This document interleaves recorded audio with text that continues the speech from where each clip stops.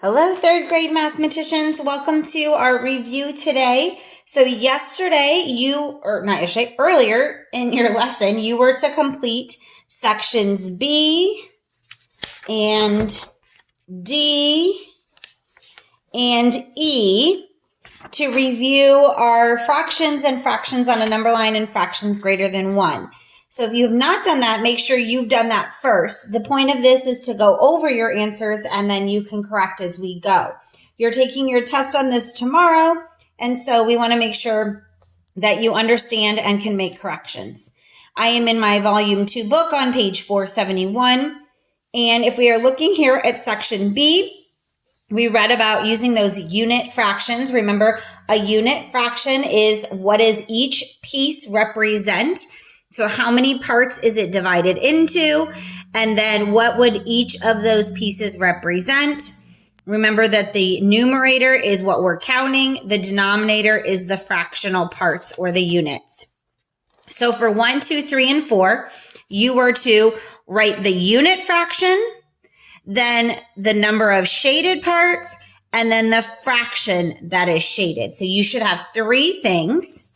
So for number 1, it is broken into 3 parts or thirds. So each one of these would represent 1/3 as the unit fraction. You could have put this off to the side. I'm just writing it inside of it. The number of shaded parts is 1 shaded.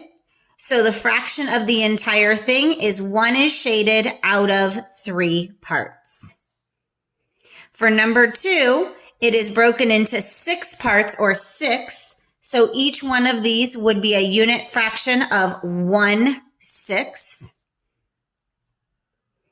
There are 5 parts that are shaded. So if I were to show the fraction, I would copy 1/6 5 times, and therefore it would be 5/6 for the shaded. For number 3, it is broken into 4 parts. So each one would be the unit fraction 1/4. There are 3 shaded sections. So my fraction of shaded is 3/4. I made 3 copies of the unit fraction 1/4. Number 4, these are also broken into 4 parts. So this would each be 1/4. There are 2 shaded parts, so the fraction of shaded is 2/4. Okay, so if you did not get any of this correct, go ahead and correct it. You can also send me a message today and I will meet you to go over if you need more help with that. Now let's go ahead and change our page to 472. You were to do section D here about fractions on a number line. Remember that we break it into the units or the equal parts. How many times does it take to get to the whole number? So there were 6 jumps. So each part was a 6. Remember that when we get to that whole number, the numerators and denominators are the same because we've shaded in the same number of parts as it's broken into. And then we count to find our fractions. So let's look at number 1 here.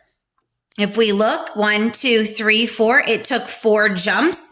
So my units are 1/4, which means my whole number would be 4/4.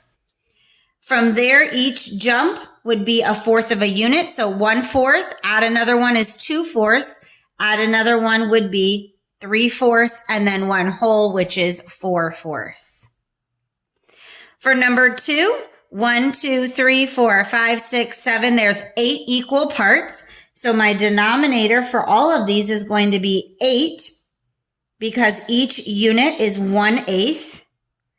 And then I count up. So I've done 1/8, 2/8, 3/8, 4/8, 5/8, 6/8, 7/8. And if I made it to 1 whole, remember that would be 8/8. The numerator and denominator is the same.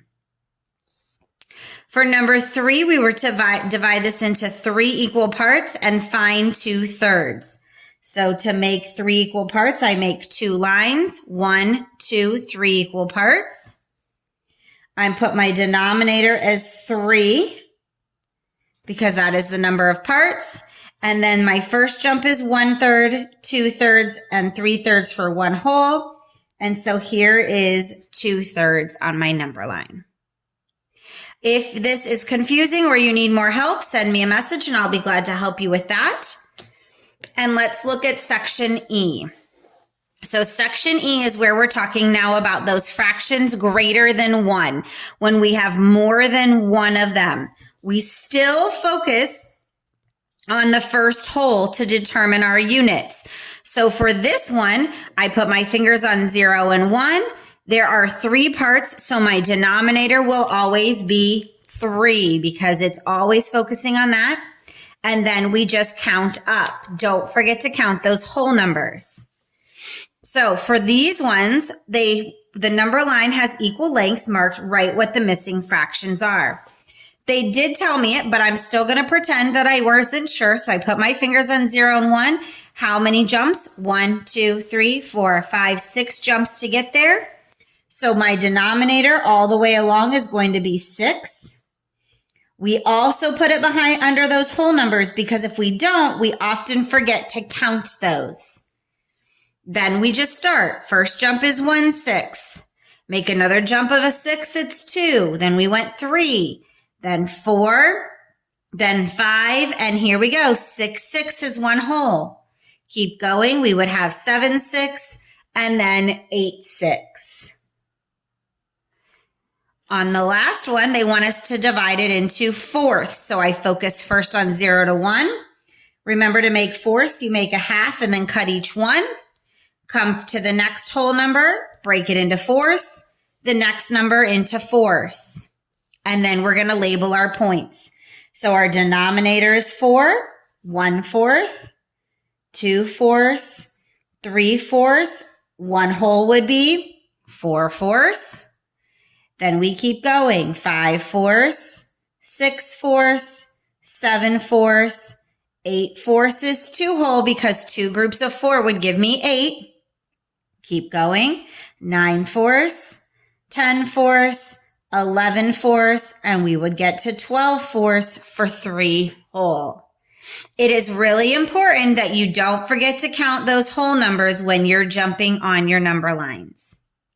Again, correct if needed. If you need more assistance with this, send me a message and I will help through it before you take your test tomorrow.